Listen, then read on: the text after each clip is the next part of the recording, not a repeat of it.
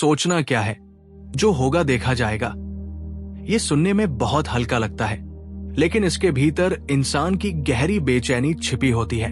कई बार ये साहस का वाक्य नहीं होता, ये उस मन की थकान होती है जो बहुत सोच चुका है, बहुत डर चुका है और अब सोच से ही भाग जाना चाहता है।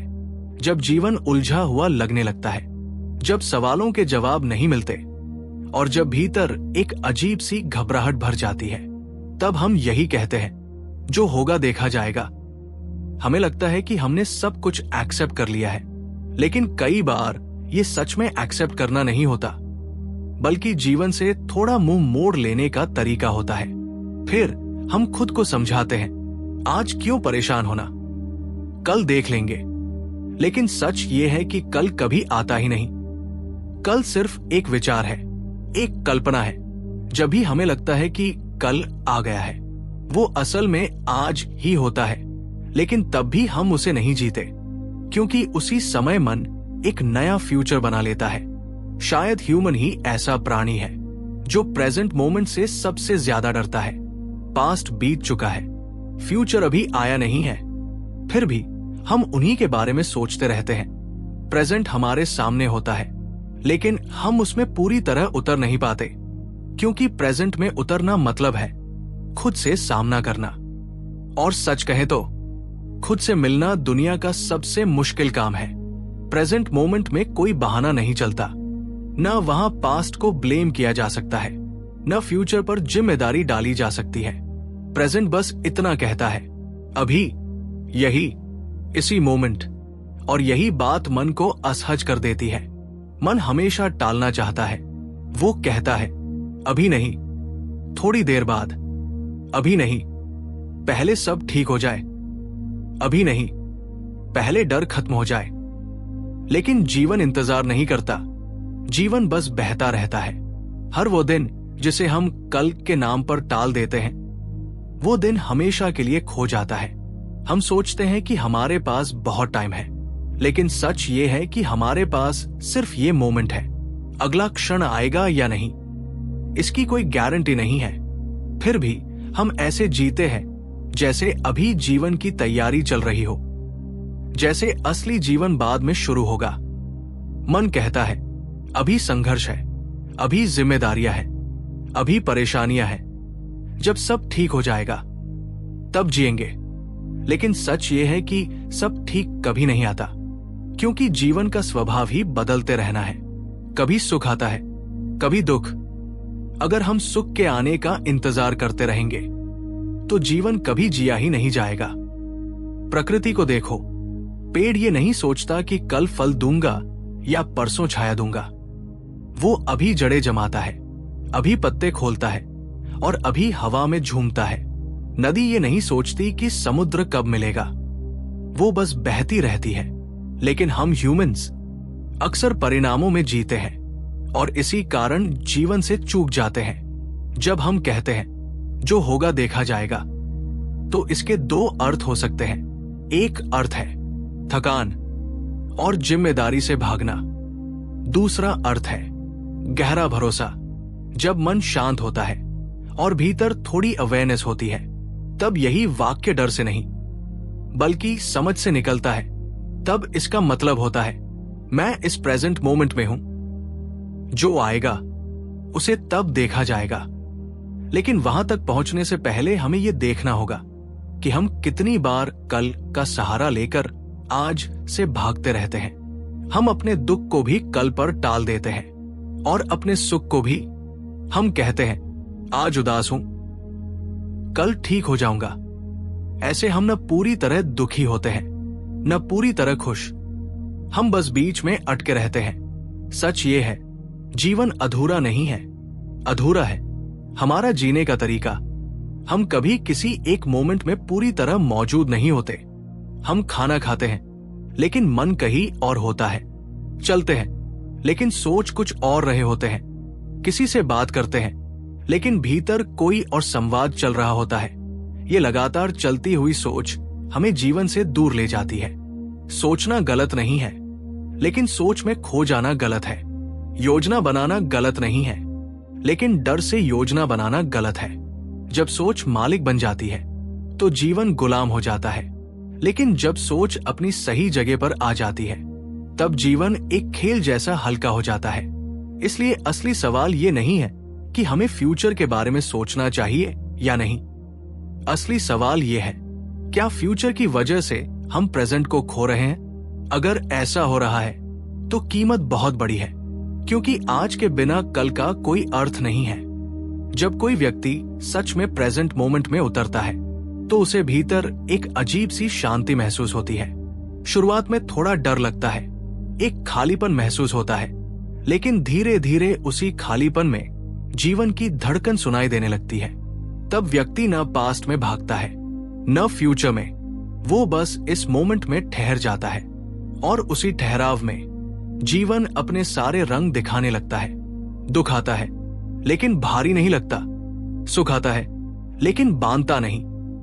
तब जो होगा देखा जाएगा एक बिल्कुल नया अर्थ ले लेता है। अब ये लापरवाही नहीं, भरोसा बन जाता है। अब ये जीवन से भागना नहीं, बल्कि जीवन को पूरी तरह एक्सेप्ट करना होता है। याद रखो, कल कभी तुम्हें बचाने नहीं आएगा। कल सिर्फ एक विचार है, लेकिन आज ये क्षण, ये सांस, यही तुम्हारा असली सहारा है। जो इस प्रेजेंट मोमेंट को पकड़ लेता है उसे किसी और सहारे की जरूरत नहीं रहती। जब इंसान के भीतर थोड़ी अवेयरनेस आने लगती है तब वही वाक्य जिसका पहले मतलब थकान होता था धीरे धीरे भरोसे में बदलने लगता है। तब जो होगा देखा जाएगा लापरवाही नहीं रहता, बल्कि एक शांत एक्सेप्टेंस बन जाता है। तब इंसान फ्यूचर की प्लानिंग तो करता है, लेकिन फ्यूचर में जीता नहीं। वो काम करता है, जिम्मेदारियां निभाता है, लेकिन चिंता का बोझ अपने सिर पर नहीं उठाता। ऐसा इसलिए होता है क्योंकि उसका आधार अब आने वाले फ्यूचर पर नहीं टिका होता, उसका आधार इस प्रेजेंट मोमेंट पर होता है। और जो व्यक्ति इस मोमेंट में अपनी जड़ें जमा लेता है उसका जीवन धीरे धीरे भीतर से स्थिर होने लगता है। ये स्थिरता बाहर की सिचुएशन से नहीं आती, ये भीतर पैदा होती है, और यही भीतर की स्थिरता असली फ्रीडम है। इंसान को सबसे ज्यादा जो चीज उलझाती है वो है टाइम का इल्यूजन। हमें लगता है कि समय बह रहा है, लेकिन सच में हम ही समय के एक्सपीरियंस में बहते रहते हैं। समय कोई ऐसी चीज नहीं जिसे हाथ से छुआ जा सके, ये सिर्फ मन का एक मेंटल एक्सपीरियंस है। जब मन पीछे जाता है तो उसे पास्ट कहते हैं, जब मन आगे भागता है तो वो फ्यूचर बन जाता है।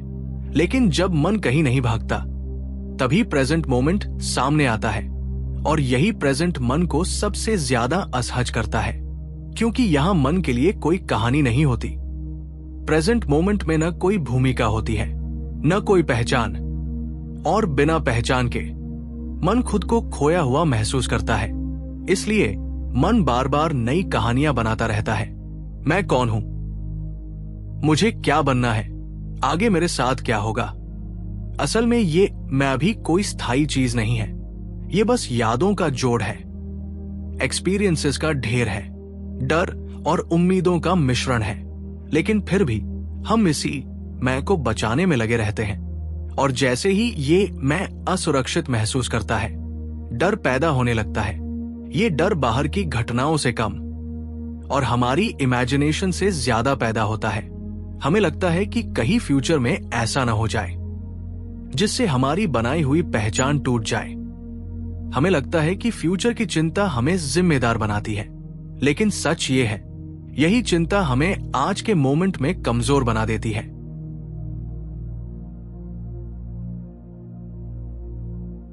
क्योंकि एक सिंपल रूल है, जहां फोकस जाता है वही एनर्जी जाती है, और जब फोकस हमेशा कल में अटका रहता है तो आज धीरे धीरे खाली होता जाता है। फिर जीवन में एक अजीब सी थकान भर जाती है। ये शरीर की थकान नहीं होती, ये भीतर की थकान होती है। ये उस मन की थकान होती है जो कभी न आने वाले फ्यूचर का बोझ उठाए रहता है। लेकिन वही पुराना वाक्य फिर भी दो रास्तों पर खड़ा रहता है। अगर वो थकान से निकला है तो वो और गहरी नींद बन जाता है, लेकिन अगर वो अवेयरनेस से निकले तो वही जागने की शुरुआत बन सकता है। जागना मतलब सब कुछ जान लेना नहीं होता, जागना बस इतना है कि तुम देखना शुरू कर दो। जब डर उठे तो उससे भागो मत, उसे दबाओ मत, बस उसे ध्यान से देखो। जब फ्यूचर की चिंता आए तो उससे लड़ो मत, बस उसे ऑब्जर्व करो। जैसे ही तुम देखना शुरू करते हो, एक छोटी सी दूरी बन जाती है और उसी दूरी में पहली बार फ्रीडम का एक्सपीरियंस होता है। तब धीरे धीरे ये समझ आने लगती है, डर तुम नहीं हो, सोच तुम नहीं हो, फ्यूचर भी तुम नहीं हो। तुम वो हो जो इन सबको देख रहा है, और जो देखने वाला है वो कभी डगमगाता नहीं। असल में ये मैं जिसे हम इतना बचाने की कोशिश करते हैं कोई स्थायी चीज नहीं होता। ये बस एक रोल है, एक मुखौटा है, एक आदत है जो समय के साथ बन गई है। और अच्छी बात यह है कि आदत बदली जा सकती है। जब ये समझ सिर्फ सोच तक सीमित नहीं रहती बल्कि एक रियल एक्सपीरियंस बन जाती है, तब भीतर एक अजीब सा हल्कापन उतरने लगता है। तब हर समय कुछ साबित करने की जल्दी नहीं रहती, तब हर पल कोई रिजल्ट नहीं मांगता, तब काम सिर्फ काम के लिए किया जाता है, प्रेम केवल प्रेम के लिए जिया जाता है, और मौन अपने आप भीतर उतरने लगता है। उस समय जीवन संघर्ष जैसा नहीं लगता, वो एक फ्लो बन जाता है, जैसे कोई संगीत चल रहा हो और सब कुछ उसी लय में बह रहा हो। उस लय में तुम भागते नहीं, बस बहते हो, और बहने में कोई तनाव नहीं होता। तब तुम देखते हो कि फ्यूचर की प्लानिंग अब भी होती है, लेकिन अब वो डर से नहीं बनती, वो सहजता से बनती है। ठीक वैसे ही जैसे नदी अपना रास्ता खुद बना लेती है। धीरे धीरे तुम्हें हर कदम पर एश्योरेंस की जरूरत नहीं रहती, हर मोड़ पर सुरक्षा खोजने की जरूरत भी कम हो जाती है, क्योंकि भीतर एक स्थिरता पैदा हो चुकी होती है। ये स्थिरता किसी चीज पर डिपेंड नहीं करती, न परिस्थितियों पर, न लोगों पर, न किसी रिजल्ट पर। ये स्थिरता सिर्फ प्रेजेंट मोमेंट में रहने से आती है, और प्रेजेंट में रहना कोई मुश्किल टेक्निक नहीं है, ये कोई कठिन प्रैक्टिस भी नहीं है। ये तो बस भागना छोड़ देने का स्वाभाविक परिणाम है। जब तुम पास्ट से चिपकना छोड़ देते हो और फ्यूचर की चिंता में भागना छोड़ देते हो, तब जो बचता है वही जीवन है, और सच कहे तो वही पर्याप्त है। इसलिए अगली बार जब मन कहे चलो कल सोचेंगे, तो बस एक पल रुककर उसे ऑब्जर्व कर लेना, सिर्फ देखना, क्योंकि देखने से ही धीरे धीरे मन की पकड़ ढीली पड़ने लगती है, और जब पकड़ ढीली होती है तो जीवन अपने आप हाथ में आने लगता है। तब जो होगा देखा जाएगा मजबूरी नहीं रहता, वो एक सेलिब्रेशन बन जाता है, एक ऐसा सेलिब्रेशन जिसमें डर नहीं होता, सिर्फ क्यूरियोसिटी होती है। और क्यूरियोसिटी जीवन की सबसे सुंदर अवस्था है, क्योंकि क्यूरियोसिटी में तुम खुले होते हो, न बचाव में न आक्रमण में, बस पूरी तरह प्रेजेंट। और जो सच में प्रेजेंट है वही सच में जीवित है। अधिकतर लोग प्रेजेंट मोमेंट से इसलिए नहीं भागते कि उन्हें फ्यूचर बहुत प्यारा है, वे इसलिए भागते हैं क्योंकि उन्हें अकेलापन डराता है। जब कोई व्यक्ति सच में प्रेजेंट में उतरता है तो सबसे पहले उसे अपने भीतर का अकेलापन दिखाई देता है, वही अकेलापन जो भीड़ में रहते हुए भी भीतर कहीं छिपा रहता है।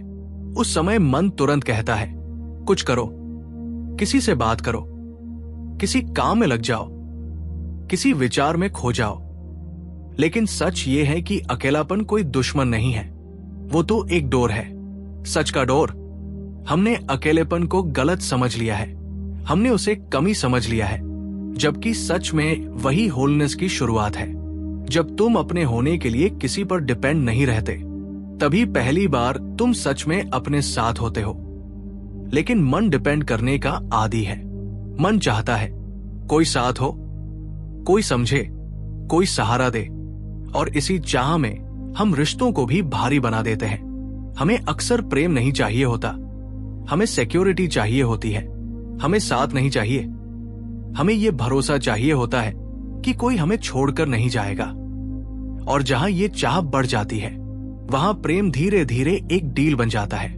प्रेम स्वतंत्र नहीं रहता, वो पकड़ बन जाता है, और पकड़ हमेशा डर से पैदा होती है। इसीलिए ज्यादातर रिश्तों के भीतर कहीं न कहीं डर छिपा होता है, खो देने का डर, अकेले हो जाने का डर, रिजेक्ट कर दिए जाने का डर। लेकिन जो व्यक्ति अपने अकेलेपन के साथ बैठना सीख लेता है, उसके रिश्ते पूरी तरह बदल जाते हैं। अब वो किसी से कुछ मांगता नहीं, वो सिर्फ शेयर करता है। तब रिश्ते जरूरत नहीं रहते, एक सेलिब्रेशन बन जाते हैं, क्योंकि अब तुम खाली नहीं हो, तुम भीतर से कंप्लीट हो। और जो व्यक्ति भीतर से कंप्लीट होता है, वो किसी को कैद नहीं करता, वो प्रेम करता है लेकिन बांधता नहीं, वो साथ चलता है लेकिन खींचता नहीं। तब रिश्ते बोझ नहीं लगते, वे विश्राम बन जाते हैं। लेकिन ये सब तभी संभव है जब तुम अकेले होने से भागना छोड़ दो। अकेले होने का मतलब दुनिया से कट जाना नहीं है। अकेले होने का मतलब है अपने साथ कंफर्टेबल होना। जब तुम अपने साथ कंफर्टेबल हो जाते हो, तब दुनिया तुम्हें डराने की ताकत खो देती है। तब तुम्हें हर समय किसी सहारे की जरूरत नहीं रहती। और यही असली फ्रीडम है।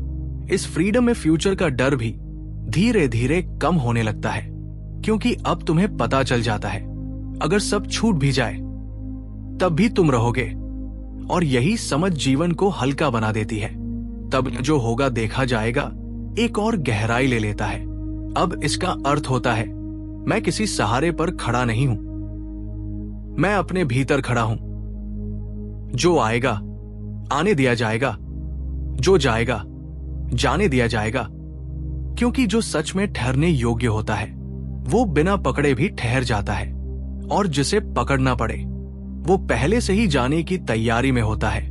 जब ये समझ भीतर उतरती है, तब जीवन की चाल बदल जाती है। उसमें कोई जल्दी नहीं रहती, कोई डर नहीं रहता, बस एक शांत यात्रा चलती रहती है। और उस यात्रा में हर मोमेंट घर जैसा महसूस होने लगता है। अक्सर लोग सोचते हैं अगर फ्यूचर की चिंता छोड़ दी तो वे लापरवाह हो जाएंगे। मन कहता है अगर डर नहीं होगा तो काम कौन करेगा, अगर चिंता नहीं होगी तो जिम्मेदारी कौन निभाएगा।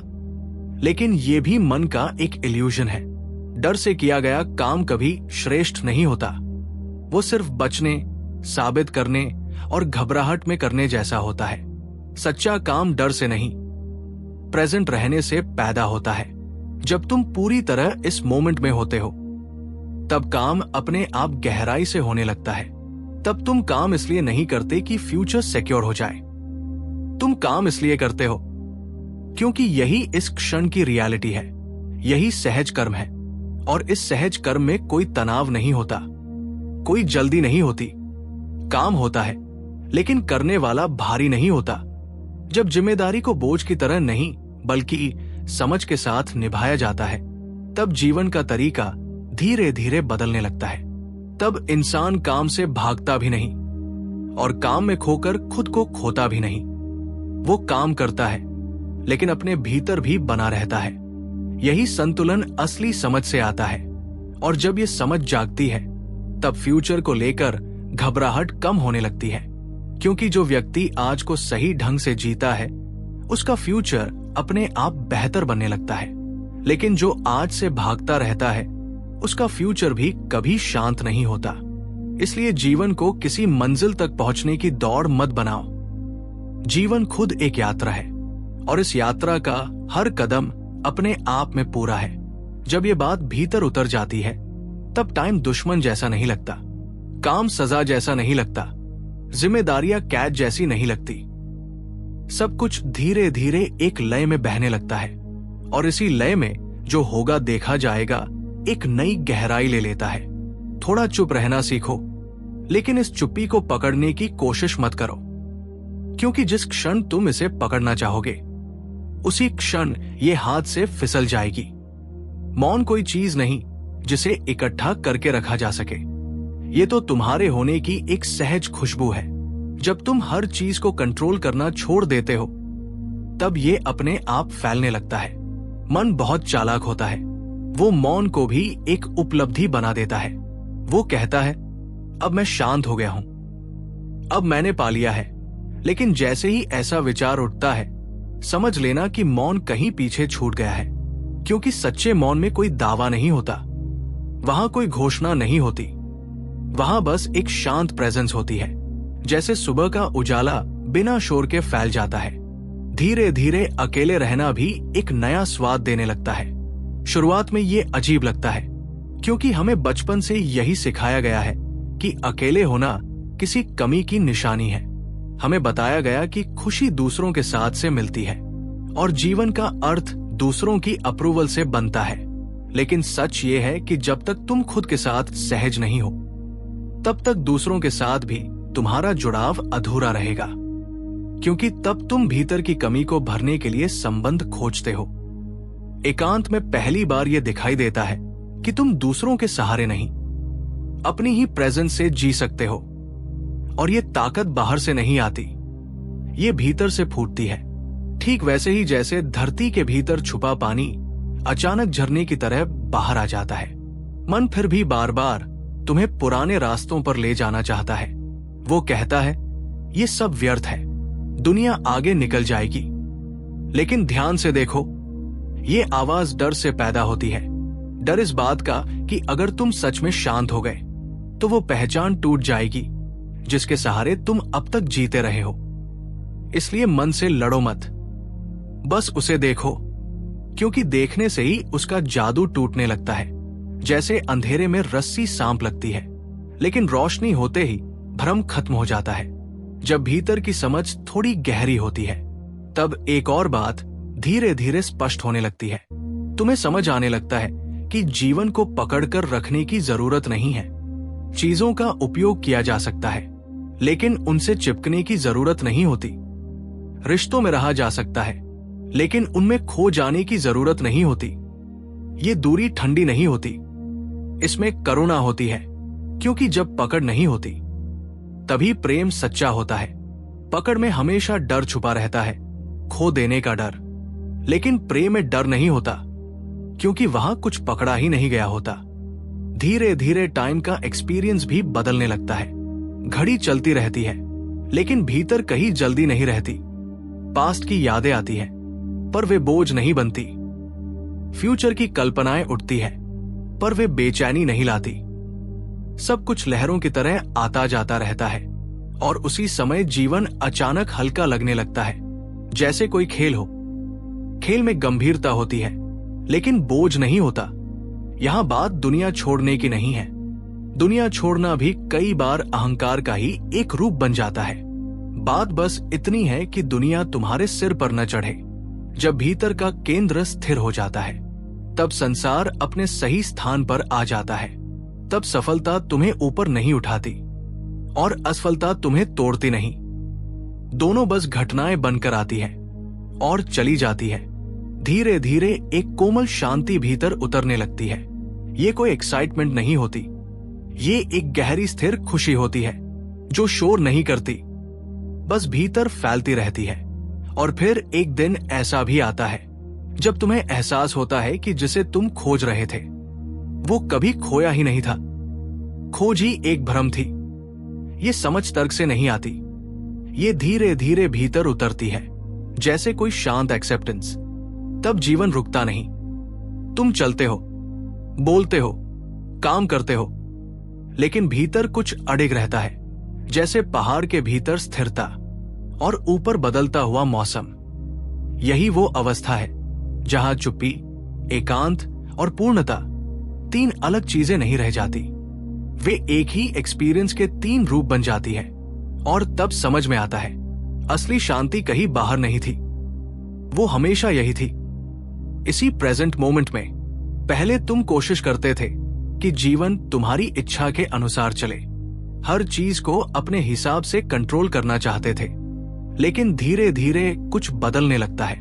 अब तुम जीवन को नियंत्रित करने की जगह उसे लिसन करना शुरू करते हो। ये सुनना सिर्फ कानों से नहीं होता, बल्कि पूरे एग्जिस्टेंस से होता है। कभी जीवन हाँ कहता है, कभी ना।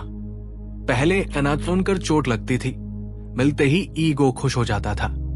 अब दोनों लगभग समान लगने लगते हैं। उन्हें एक्सेप्ट करना आसान हो जाता है। भीतर का साक्षी धीरे धीरे स्थिर होने लगता है।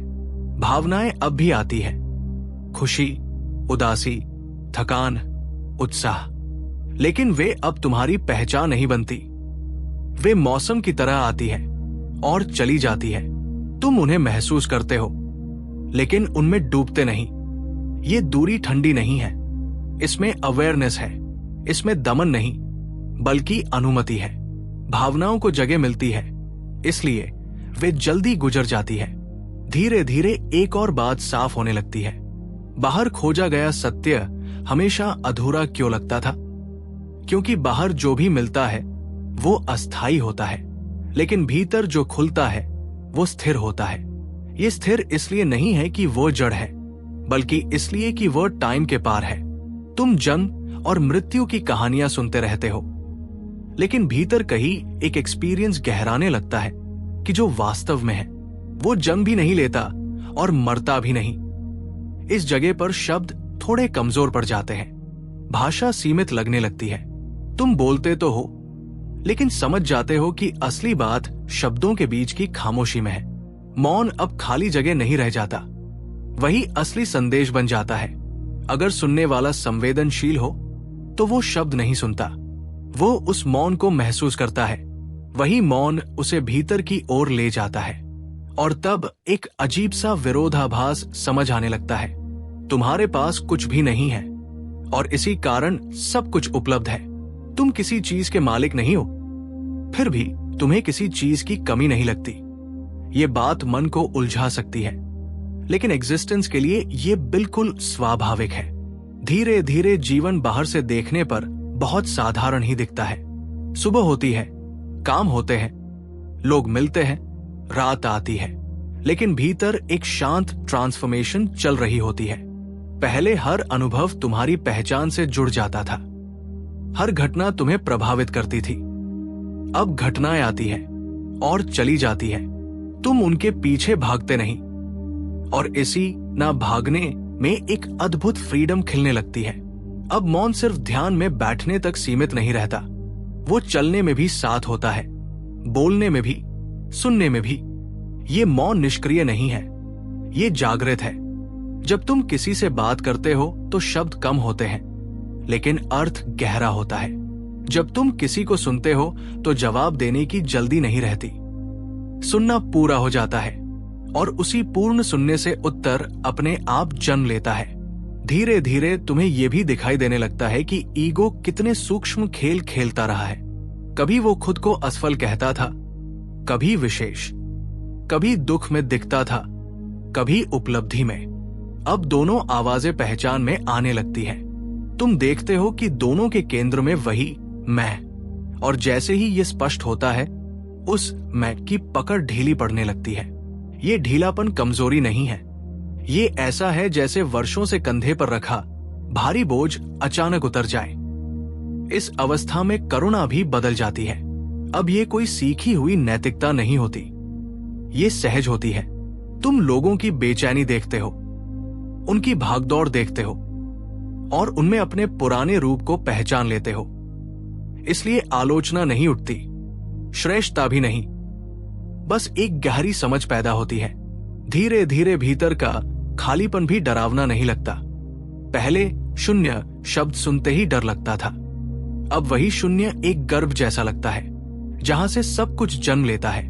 विचार आते हैं, भावनाएं उठती है, और फिर उसी शून्य में वापस विलीन हो जाती है। तुम बस ये सब होते हुए देख रहे होते हो, और पहली बार समझ आता है कि स्थायी क्या है। जो दिखाई दे रहा है वो नहीं, बल्कि देखने की ये अवेयरनेस। कभी कभी पुरानी यादें भी उभर आती है, पुराने घाव सामने आते हैं। पहले वे तुम्हें खींच लेते थे, अब तुम उन्हें बस देख पाते हो। धीरे धीरे उनकी पकड़ भी कम होने लगती है, क्योंकि एक्सेप्टेंस सबसे गहरी हीलिंग है। और एक समय ऐसा भी आता है जब पीछे मुड़कर देखते हुए तुम्हें लगता है कि जीवन में जो कुछ हुआ वो गलत नहीं था, पीड़ा थी, लेकिन वही एक शिक्षक भी थी।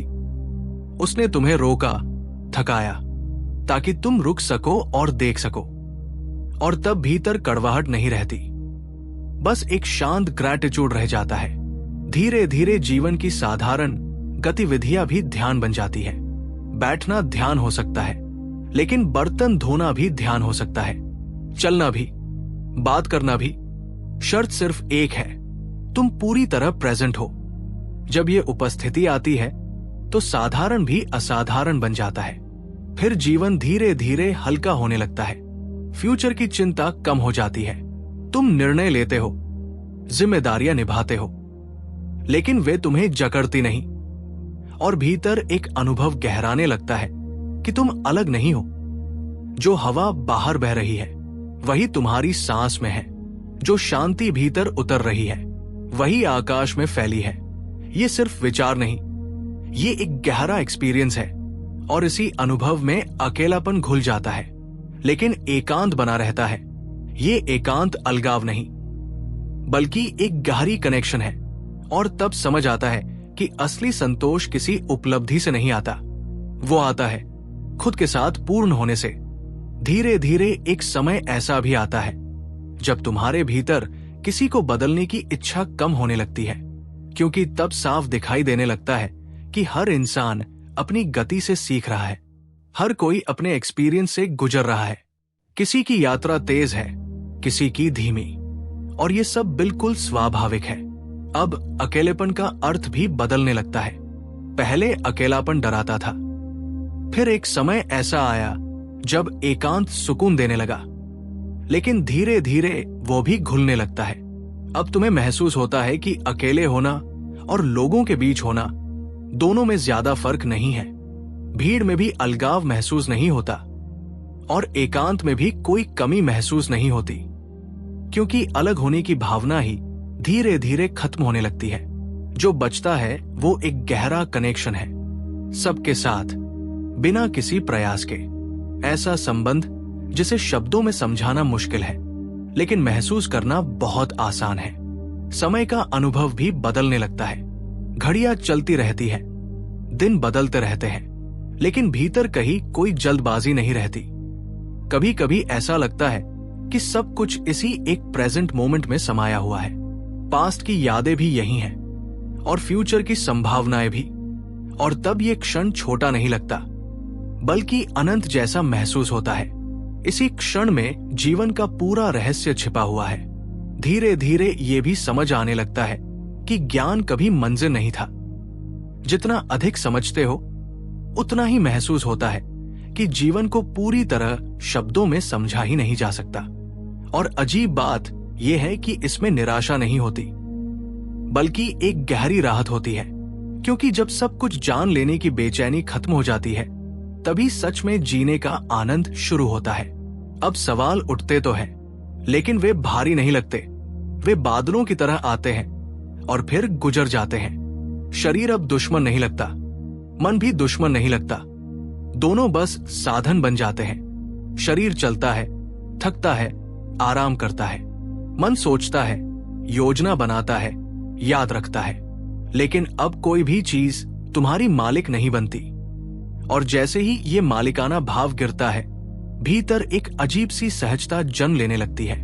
जीवन अब किसी लक्ष्य तक पहुंचने की दौड़ जैसा नहीं लगता, वो एक शांत सेलिब्रेशन जैसा महसूस होने लगता है। बिना शोर का उत्सव।